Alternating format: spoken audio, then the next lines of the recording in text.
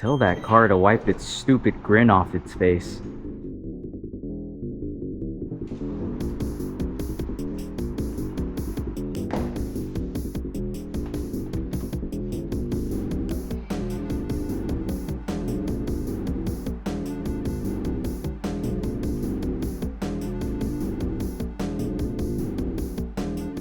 What's up, everybody?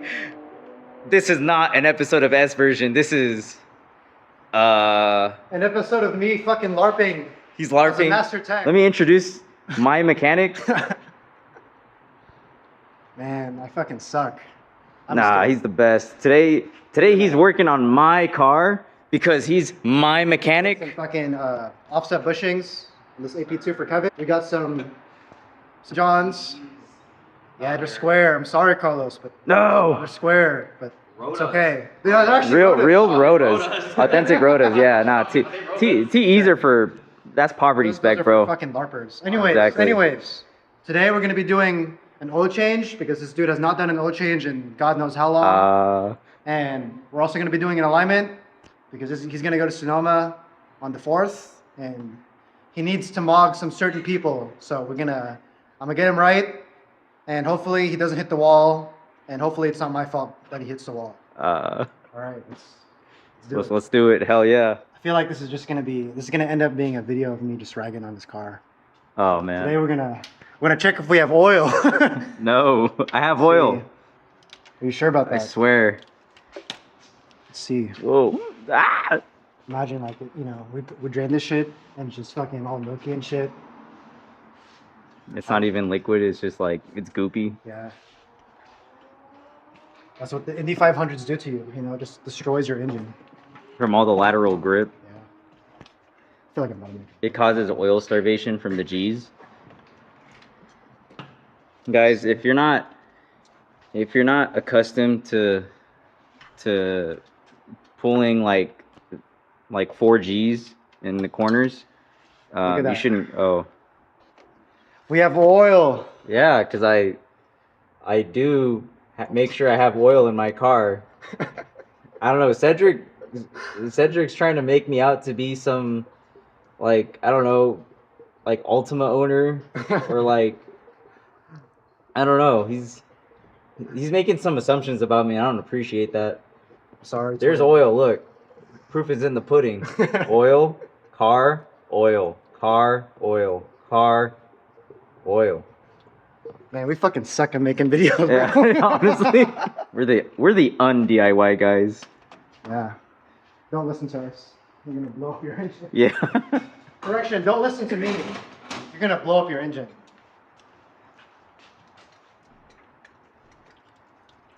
FYI to all the S2000 owners. Please don't use an aftermarket filter. That shit's gonna fucking back out. I am guilty of using an aftermarket filter, I think. So, Cedric, why should we use a OEM Honda filter? The forums say that because the OEM filters, they have like the way they designed the gasket prevents them from backing out from high vibration.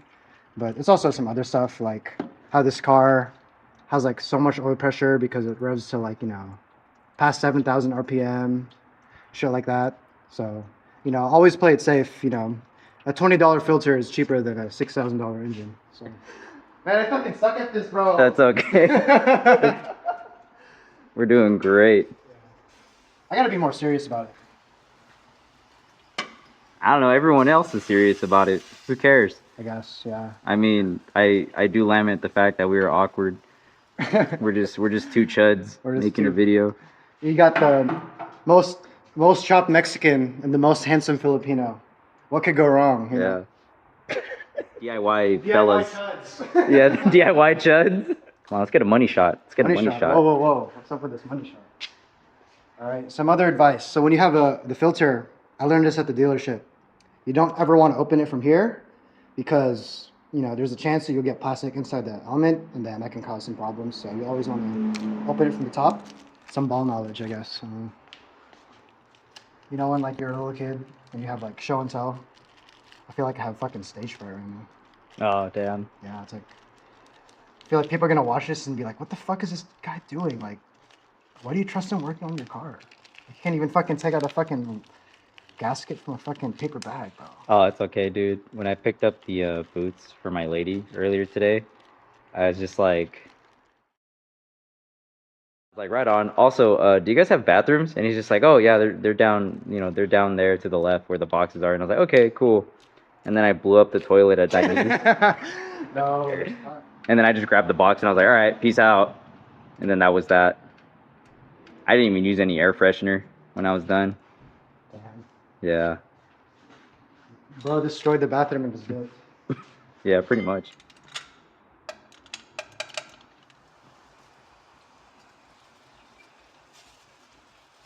And that's just like brake cleaner, right? Yeah. Okay. Straight alcohol.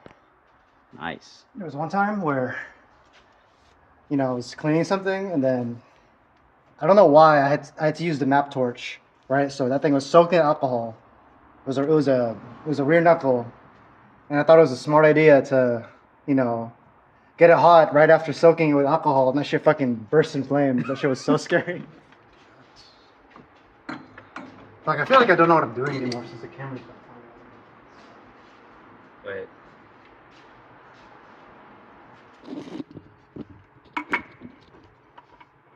I promise I'm not this fucked when I'm working on cars. Yeah, I'm just- he locks in when he works on my car, or just when he works on any car. By the way, all maintenance done on my car, unless done at home, is done here at Cedric's Auto Works.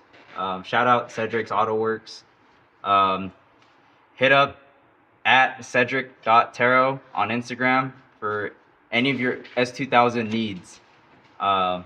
He's got the best prices and skilled labor this side of the Bay Bridge, San Francisco, California. Yeah. He's the GOAT. He's literally my mechanic though. I can't wait for Sonoma. It's gonna be great.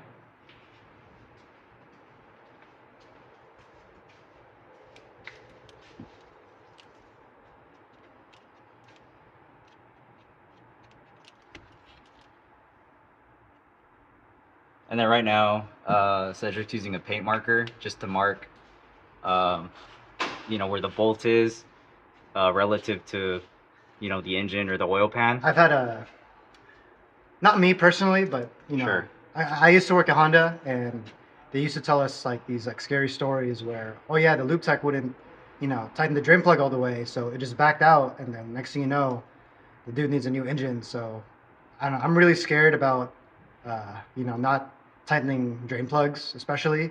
So I torque those. I torque a lot of things. I'm weird like that, but yeah, just gives me, helps me sleep at night.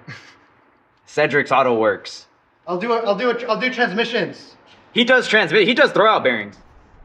And by the way, S2000 takes 5.1 quarts, and I like to use Castrol GTX 10W30. Works pretty good for me, given the use case. I use Castrol Edge because edging goated. Edging is goated. We're goated. My mechanic is goated. I've had the best experience with not burning oil with Castrol Edge. So, best value for what you get, I guess. Yeah, not that we're trying to get into oil politics, but we're just we're Castrol guys. Oil is like politics. Everyone's got an opinion, and no one really wants to change what their opinion is about it. Yeah, here's the S2000. Got the splitter gang, Spirited Motorsports, ducktail spoiler. My AP2 V1 wheels that are just disgusting, but whatever. Whatever this isn't the worst thing to happen to these wheels, because I own the car and I like dunking them at West. It's my interior.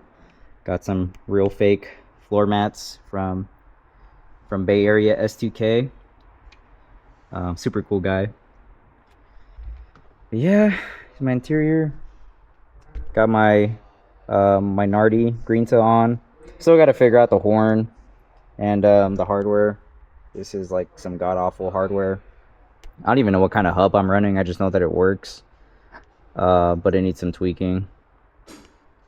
Got my little trinkets in the car. Shift knob from Pandemic Motorsports. It's 3D printed. It's pretty cool. Fun stuff. Fun stuff.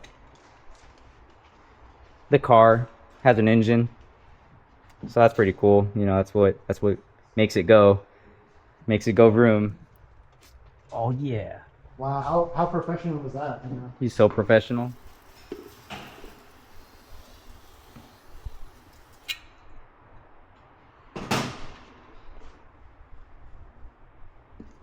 It's my mechanic, by the way. Don't forget. Yeah. This dude's a mechanic.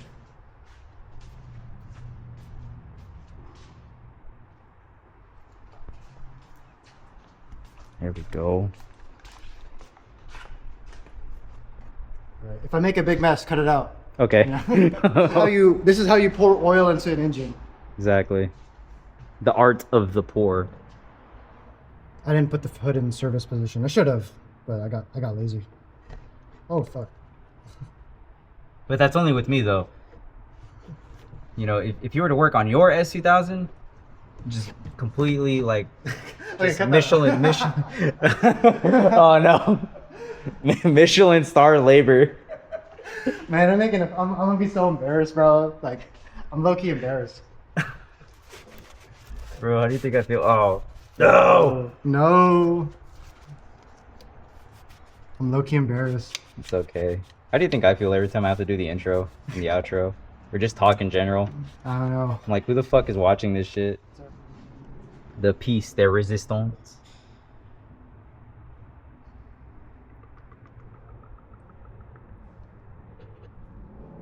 That's right. 5.1. So, I'm gonna start the car, let it run for like, you know, a minute or two, and then check the oil level, and then top it off as needed. Hell yeah. Let's do it. Well, not me. You're gonna do it because you're my mechanic. Yeah, unpaid Chinese labor. There we go. Yeah. Xie. That is thank you. And Thank you. Thank you. Yep. Thank you. how's it looking? We got oil in it. Nice. The first good sign. Yeah.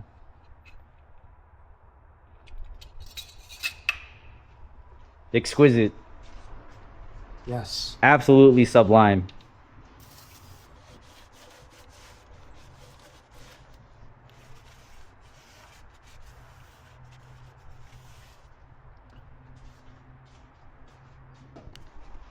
All right, oil change is done. I'm not just a lube tech. I do alignments. Amen. Amen.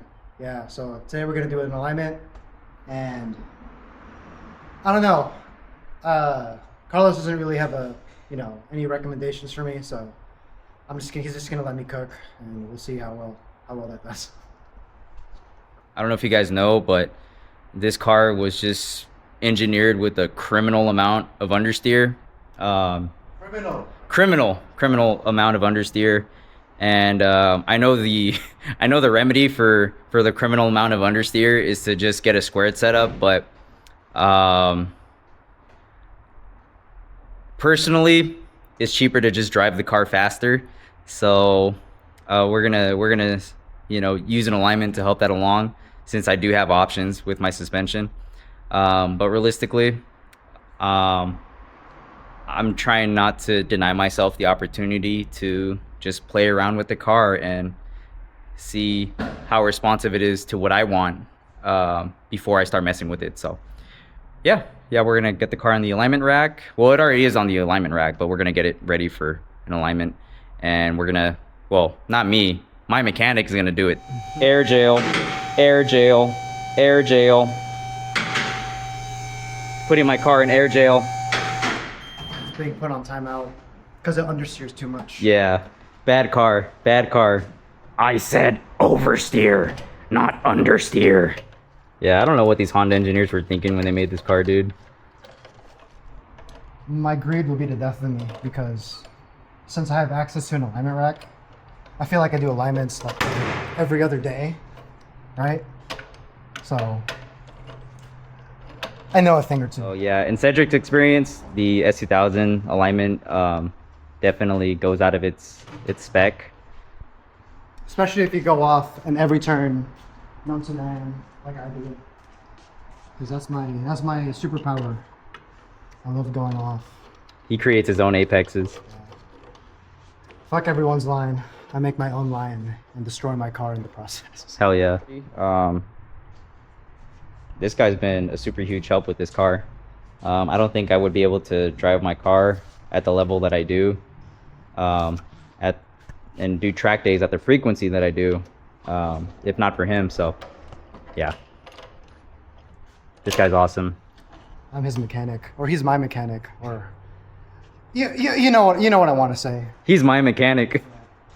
I hear that like every time I hang out with this guy. I hear it like every 20 minutes. He's like, "You're my mechanic," and then he has his phone out, and then like I already know what he's about to say when he points it at me. He's always like, "Guys, look, it's my mechanic." So right now, you're checking my tire pressures. Would you like to explain why you do that? I feel like everyone who does alignments, I think there's like a 50% chance that people will skip this step, but I think that it's kind of important to get your tire pressures at the right setting you want before you start doing the alignment, because it can affect angles just enough to where it will either pull to one side, or it won't be in spec after driving it, because then tire pressures will increase based on temperature, all that science that I can't really get into because I'm not that smart. But I don't know, at least when I was trained, you always want to check your tire pressures before you even start the alignment. And I don't even know if it really matters at the track that much, because everyone's always airing down like 10 psi or whatever, so just before their first session. But I feel like, let me do my due diligence before someone can blame it at me, because do the right thing. I shaved 4 seconds off my PB at Thunderhill West just based off an alignment. Granted, my shit was out of spec, like terribly, but I mean, bro, this guy works magic.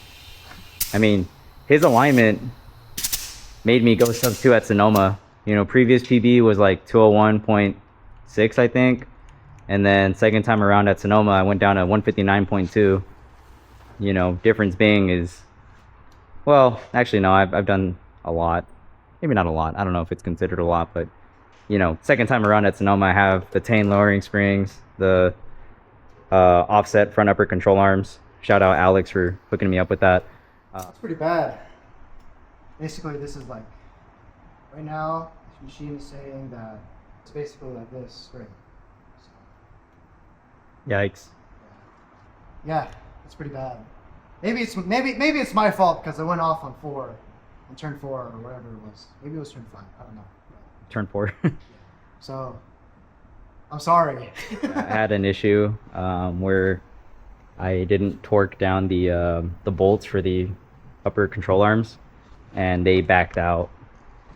Luckily, nothing bad happened at the track, but it's one of those things where it could really become a bad situation. So glad I got that resolved. Glad I was able to get that resolved. I think everyone has their own personal opinion about torquing things, but I believe that there's certain things that you have to torque, right? And there's some things that you don't really. It's not as important. Like, I'm not going to be torquing down like a really small screw, but when it comes to any like suspension component that's taking a lot of abuse, I feel like that's something that's really important to torque, because not only does it give it peace of mind, that it's done right, but you never want to be in a situation where you're just driving and some bolt just backs out and then you can't control your car and you just hit a wall or something, right? So I'm a big believer of torquing suspension at least. So yes, please torque your bolts, and if you won't torque it, I will. So Yeah, he's literally gonna break into your garage and he's gonna check. I'm gonna wake you up and be like, guys, let me torque your control arm bolts. Yeah, he might actually do it without your guys' consent. He's just gonna break into your homes and torque all your nuts. Right now, if you were to drive straight, his steering wheel would be this way. Is that correct? Yeah. Yeah. So, I don't know. I feel like it's super common with S2000s just because of how many things can be adjustable. So things are just bound to shift over time. And, you know, also from hard driving, going off, and worn bushings. So there's a lot of aspects to why they shift. If you ever have any issues with your car going out of alignment more than you want it to, then it's most likely worn components. If it's not like, you know, track driving and bad driving. So I'm a Yeah. bad driver. if he's a bad driver, man, I don't know. I fucking suck. No. Yeah, I'll just stick with the stock alignment for now and maybe do some more negative camber in the front and stick with, I want to say 6.5 degrees of caster as well.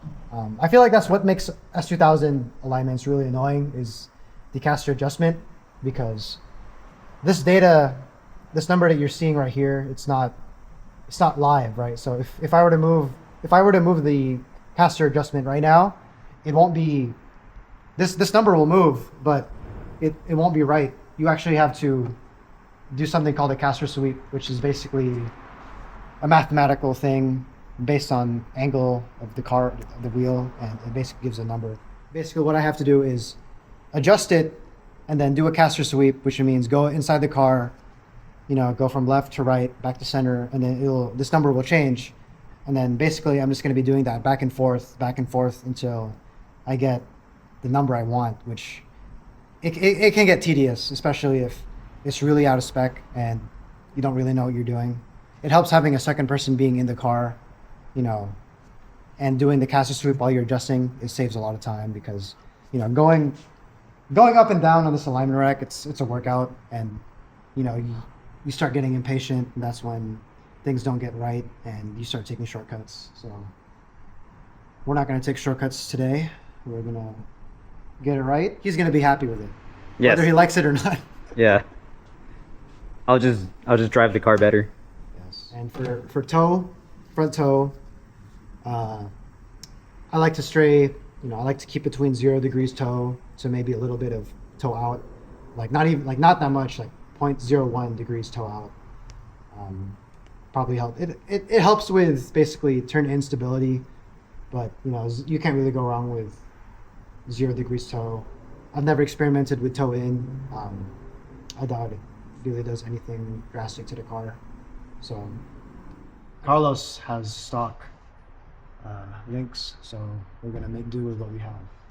And right now, this is at negative 3.1 and 0.17 degrees.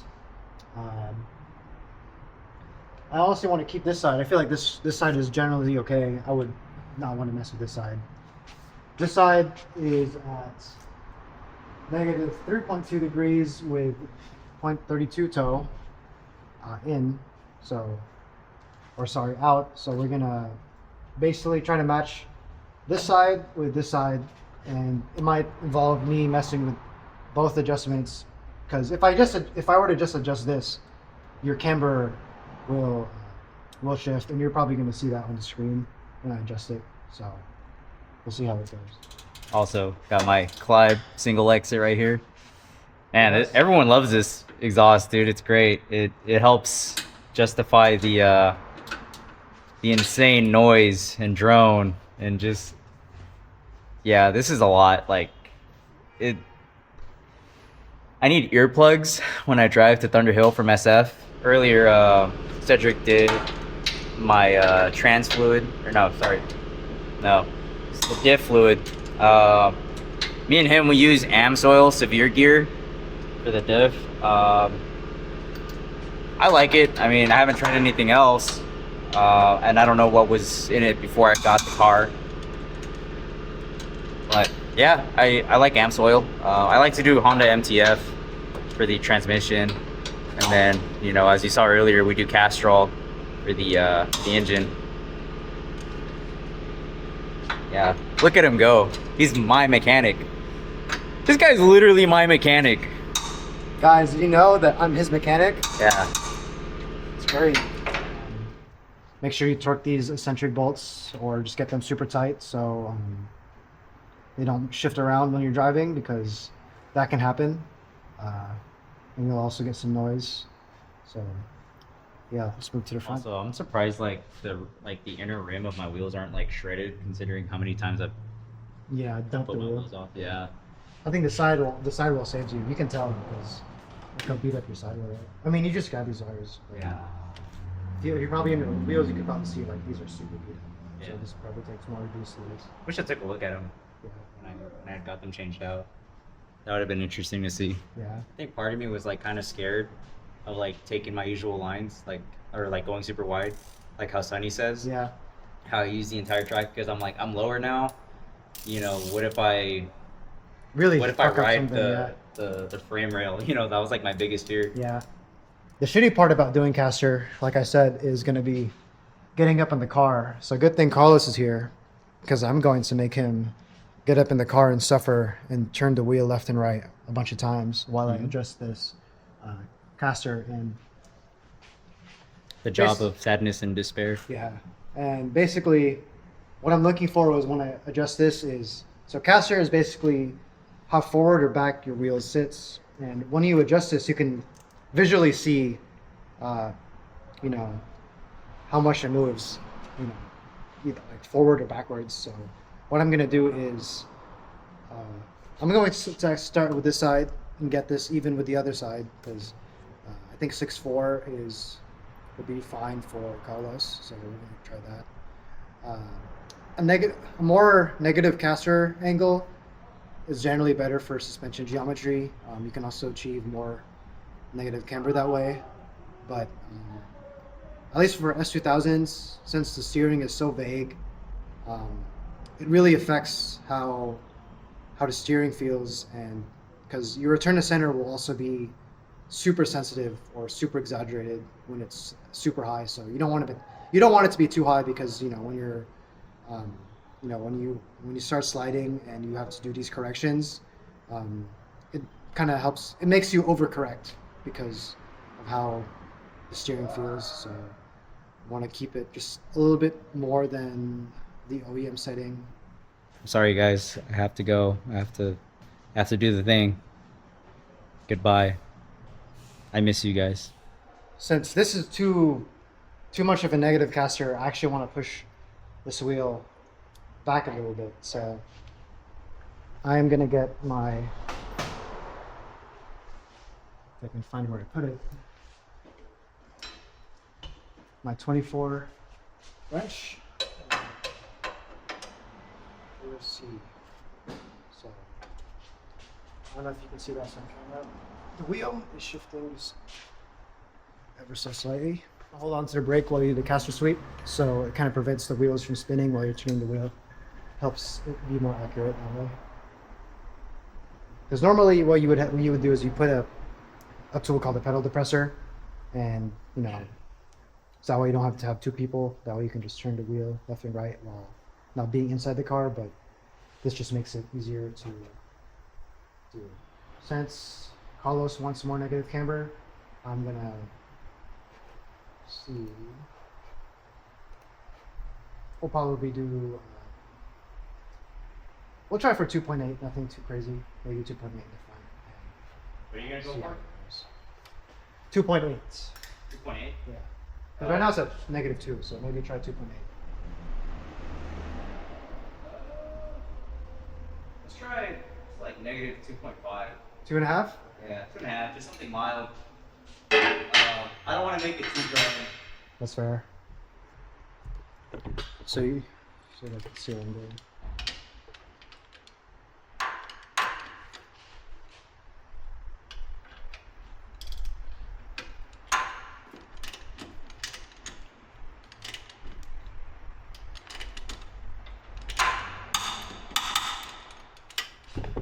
And then our boy Kevin, he brought us some supplies, some PBR and some water, because H2O. yeah, fucking Carlos is making me into an alcoholic. Man, I haven't eaten all day, and I've been working on S2000s all day, and Yeah, I need to take a break.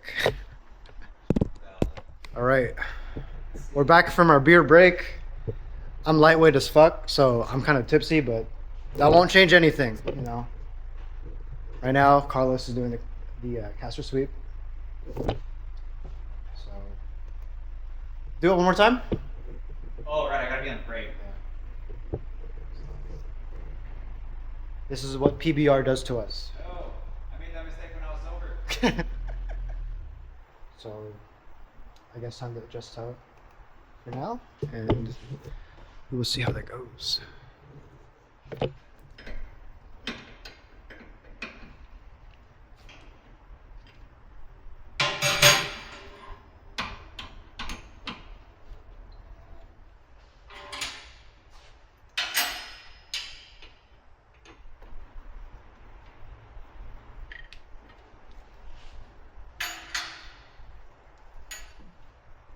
All right, so this is his current setup right now. 2.5 camber, 6 degrees caster, and I'm gonna be doing a little bit more messing around with toe, but the goal is to get it at 0. It can be tricky to get this to 0 because things will shift. You can see that, you know, it likes to move around even though I'm not even messing with the adjustments at the moment. So, you know, I try to get it close as possible. Right now I want to say that, so if I click print, it'll basically show me what it's really reading. So right now it is at 0.3. So I'm going to basically shift this back, make it 0. So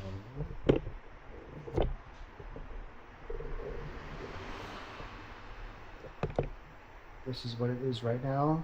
This is probably the closest I can probably get it without losing my mind. So I'm gonna leave it as is.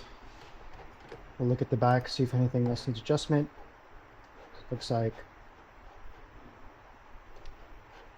so this is at negative 3.3 and this is at negative 3.5.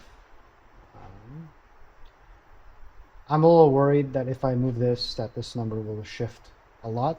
So, you know, I'm probably gonna see what happens. And then in worst case, I just shift it back to make these even. I think it's more important that the toe is, you know, equal, because I think toe is more important than having correct camber. It really helps with stability and, you know, especially on turn exit and turn entry. So Carlos has something to share with his fans. Long live staggered setups. Follow No Sabo Racing, even though you're watching the video, which probably means you do. And God bless PBR. Sponsor him. Sponsor me, because Firestone never got back to me. And I glazed them a lot. Oh my god. Cheers.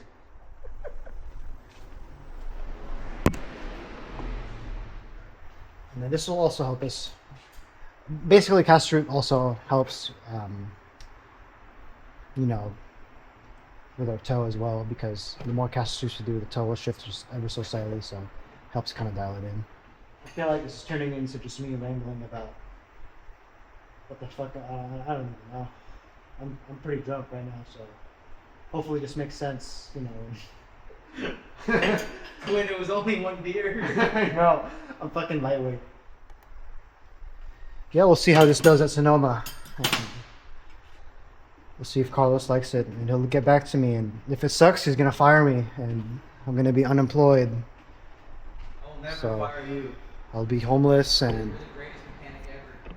yeah, me working here is just an excuse to work on S2000s. So, yeah. I don't even know what I'm ranting about.